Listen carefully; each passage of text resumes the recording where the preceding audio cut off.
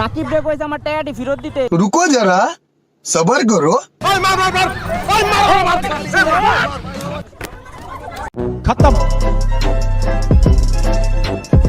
Bye bye tata goodbye गया। এখন আমারও আসিফ হুজুরের মধ্যে বলতে ইচ্ছা করতেছে, যদি তুমি তাদের মাইর খাওয়া দেখা মানসিক শান্তি পেয়ে থাকো, দ্যাটস এনাফ ফর ইউ, কারণ তারা এটারই যোগ্য বোকাচোদা। কি অবাক হচ্ছেন, কষ্ট লাগতেছে, ভাবতেছেন কেন মাইর খেলো মিথিলা, তাই তো থাক, অবাক হওয়ার কিচ্ছু নেই, কষ্ট পাওয়ার কিচ্ছু নেই, তাদের বিষয়ে আমাদের নাক গলানোরও কিচ্ছু না। জাস্ট এইটুকুই মনে রাখবেন, পাপ কখনো পাপীকে ছেড়ে না, প্রকৃত বিশুদ্ধ হওয়ার জন্য অতীতের কৃতকর্মফল তাদের একদিন পাওয়াই লাগতো, হয়তো যেটা একদিন পরে পেতে ভুল বলতে সেটা একদিন আগেই পাওয়া ফেলছে। জাস্ট এইটুকুই। সময় ছিল যখন কিনা খালে বিলে রাস্তাঘাটে চিপা চাপায় পোলাপাইন ধরে টিকটকারদের সালামি দিত তাদের উন্নত মানের কন্টেন্ট আর কোয়ালিটিফুল ভিডিওর জন্য, কিন্তু এখন যুগ বলে এসেছে সময়ের পরিবর্তন। এখন আমরা শুধু টিকটকার না, সময়ের ইউটিউবাররাও মাইর খেয়ে যেতে স্যার, তার কারণ হচ্ছে ওই যে একটাই কোয়ালিটিফুল কন্টেন্ট। বুঝতেই তো পারতাছো কতটুকু কোয়ালিটিফুল। গাইস তোমরা সকলে জানো মিথিলা পাবলিকের হাতে মাইর খেয়েছে, তোমরা শুধু এতটুকুই জানো মাইর খাইছে, কিন্তু কেন খাইছে, কে দিছে, এটা হয়তো জানো না। তো আজকের ভিডিওতে আমি এটাই ক্লিয়ার করবো যে সে কেন মাইর খাইছে, তাকে মাইর দেওয়াটা কি উচিত ছিল কিনা। দেখতে দেখতে কয়েকদিন আগে রোজার ঈদ শেষ হয়ে গেল মানুষের আনন্দ, মানুষের খুশি, তার মধ্যে আবার চলে আসলো ঠাডা পড়া গরম। যেই গরমে কিনা মানুষ বেঁচে আছে এটাই অনেক বেশি। হ্যাঁ, আমাদের এই বেঁচে থাকার স্বার্থ, কারণ কিছুদিন আগে আমি একটা কথা বলেছিলাম, মনে আছে, পৃথিবী হলো নাটকের একটা মঞ্চ, আর আমাদের জীবন হলো নাটকের চেয়েও নাটকের, তার থেকে বেশি যদি কোনো কিছু নাটকে থাকে ওটা হলো টিকটকারদের জীবন। হ্যাঁ, এই সেম কথাটা আমি আবারও প্রমাণ পেলাম আমাদের টিকটকের কুইন মিথিলা আপুর মাধ্যমে। ও আচ্ছা ইউটিউবিংও তো করে, তাতে কি করে, তো ওই কাপল ব্লগিংই, সেই তুলনায় পাবলিকের মাইট হিসেবে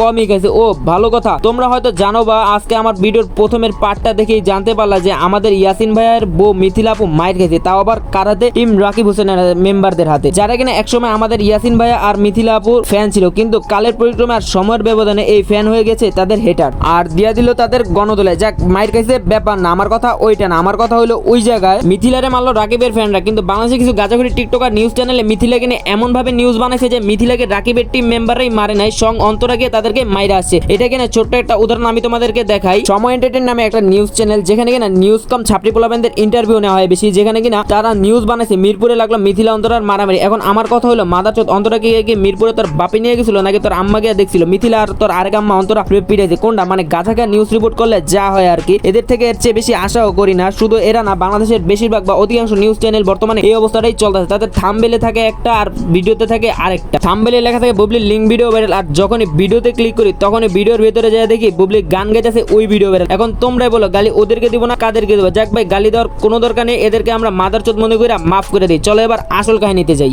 তো তোমরা তো এতক্ষণ এইটা শিওর হইলা মিথিলার আসলে মারছে, কিন্তু তোমরা এইটা শিওর হও না তাদেরকে আসলে মারছে কিনা। তো গাইস, মিথিলা আর ইয়াসিন তার বর্তমান টিম মেম্বারদের নিয়ে মিরপুরে যায় হয়তো বা একটা ব্লগ শুট করার জন্য। ব্লগ শুট করে আসার পরে তাদের সামনে পড়ে রাকিব হোসেনের কিছু ফ্যানরা। হ্যাঁ ভাই, শুধু তোমরা না, আমিও ভাবতেছি রাকিব হোসেনের ফ্যান আসলেই আছে। শালার কারবালটা ফালালাম জীবনে, ওস্তাদ ভেড়া। তো রাকিব হোসেনের সাথে যখন ইয়াসিন হোসেনের ঝগড়া, রাকিব হোসেনের ফ্যানরা সার্টিফিকেট প্রাপ্ত পাগল, তাই তারা কি করে ইয়াসিন আর মিথিলাকে টিচ করে। টিচ করতে করতে একসময় ইয়াসিন মিথিলাকে উল্টো তাদেরকে টিচ করে, ওদেরকে গালাগালাজ করে, এমনকি ছোটখাটো একটা থ্রেটও দেয়। ইয়াসিন এটা বলে রাকিব হোসেনের কাছে যেই টাকা পায় ওইটা ফেরত দিতে। এখন ওরা যেহেতু রাকিব হোসেনের ফ্রেন্ড, তাদের কাছে টাকার ব্রেন কোনোটাই থাকবে না, এটা স্বাভাবিক। আর টাকার ব্রেন যদি তাদের কাছে না থাকে তাহলে তারা ওইটাও দিতে পারবে না, স্বাভাবিক। তাই তারা টাকা দিতে না পারে, উল্টো মিথিলাকে একটা চুম্মা দিয়ে দেয়, একটা থাপ্পড় দিয়ে দেয়। এখন আমার কথা হলো গাইস, এদেরকে নিয়ে যদি আমি কথা বলি গাইস, এদের কাহিনী শেষ হবে না কিন্তু, এবং দিন শেষ হয়ে যাবে কিন্তু আমার ভিডিও শেষ হবে না। তো গাইস, আজকের ভিডিও এখানে যদি দেখা হচ্ছে নেক্সট কোনো ভিডিও, ততক্ষণ পর্যন্ত still then stay safe, take care, bye by.